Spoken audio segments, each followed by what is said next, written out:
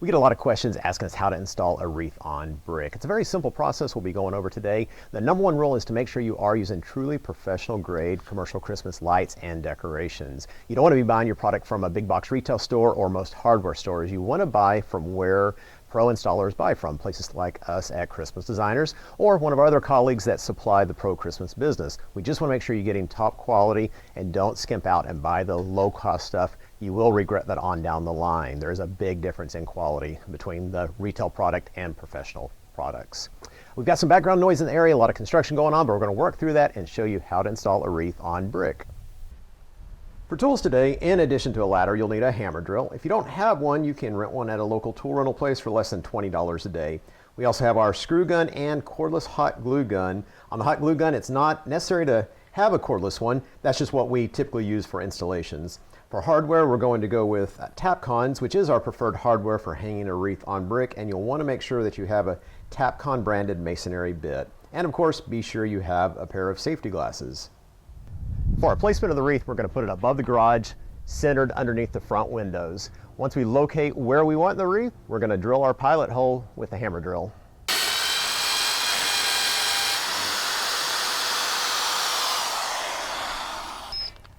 Now that we have the hole drilled, we're ready to put the screw in with our cordless drill gun.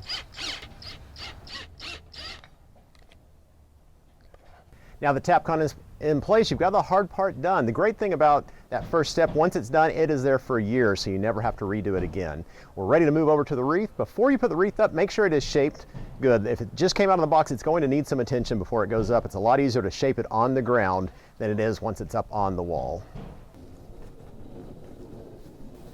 To attach the wreath to the Tapcon, we're going to either use zip ties or galvanized wire.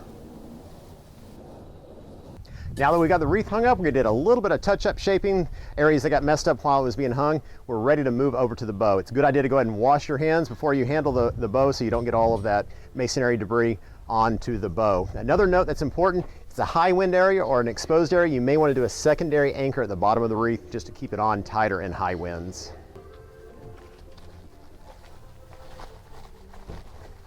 All right, now the bow is in place. We're ready to do the power and wrap up the project.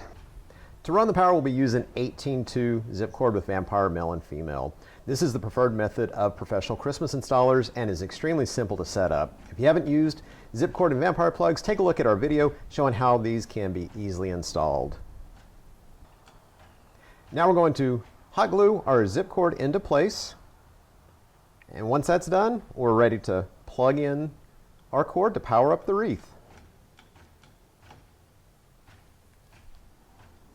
And that's all there is to hanging a wreath on brick. Just make sure you're using the right tools and the right hardware. If you have any questions or comments, leave them in the comments section. We'll follow up right away. And be sure and visit us at christmasdesigners.com for all of your pro Christmas quality products.